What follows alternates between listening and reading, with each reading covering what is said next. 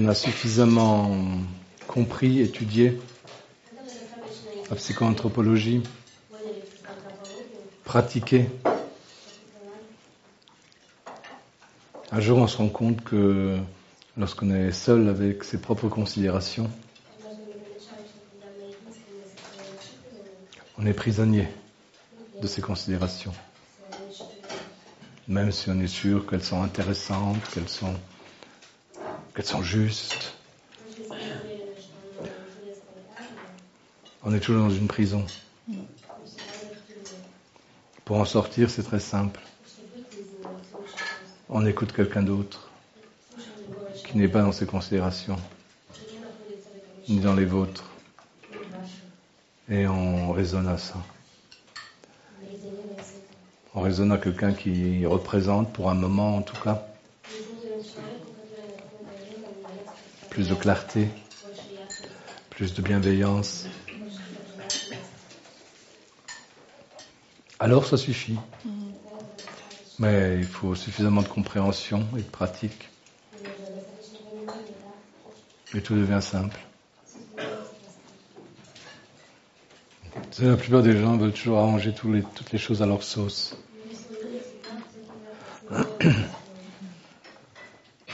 C'est bien, c'est comme ça. C'est leur karma.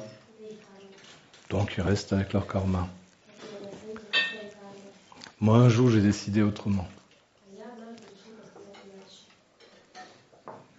Face à toute situation, à toute personne, je me posais simplement la question, mon maître, qu'est-ce qu'il ferait là? Depuis ce jour-là, je n'ai plus jamais eu de regret quant à quoi que ce soit. Et 90% des choses sont arrangées assez facilement.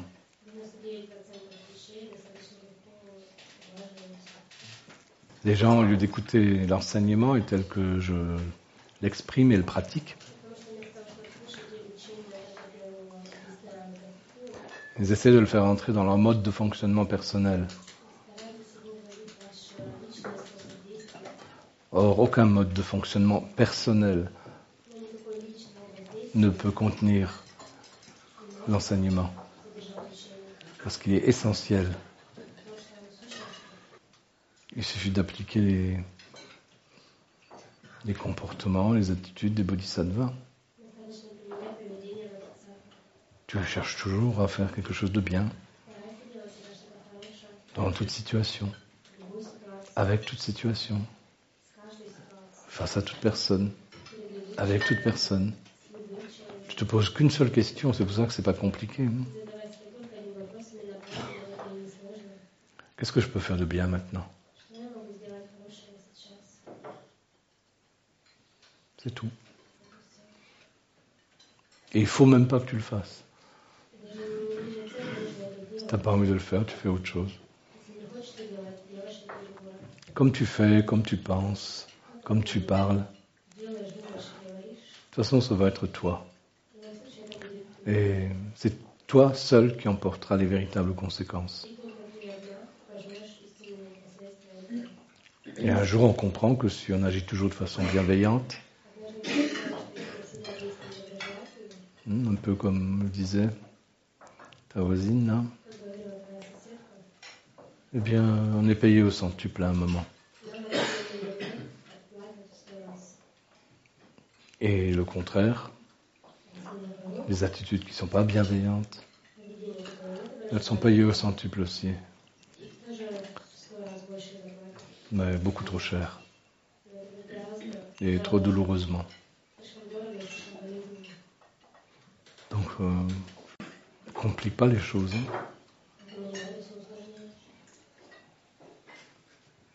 Mais je crains une de tes justifications maintenant. Si tu es toujours bienveillante, tu vas te faire avoir.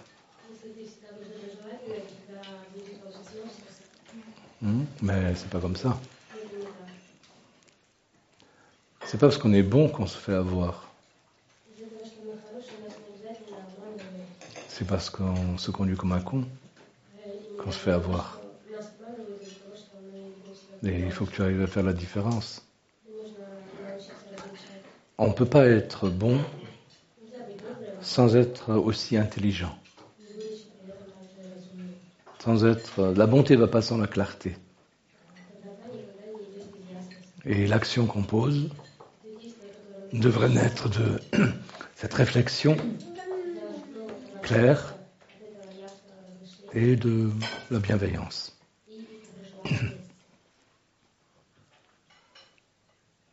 Sinon, tu te retrouves dans la même situation qu'avant.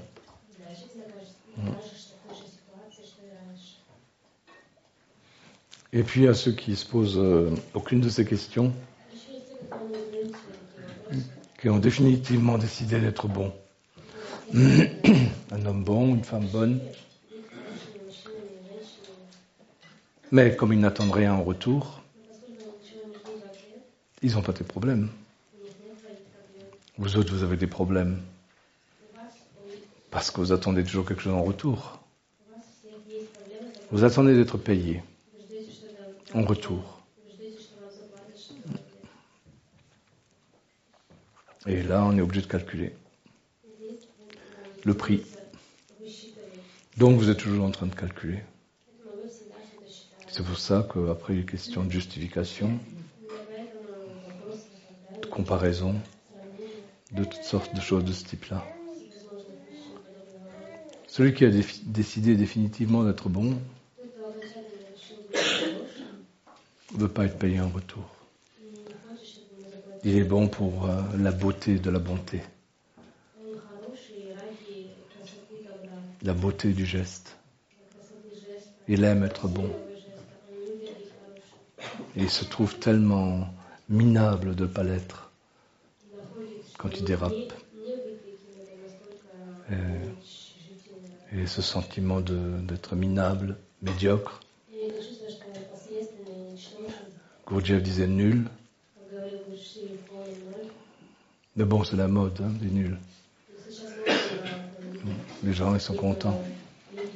On les traite de nuls.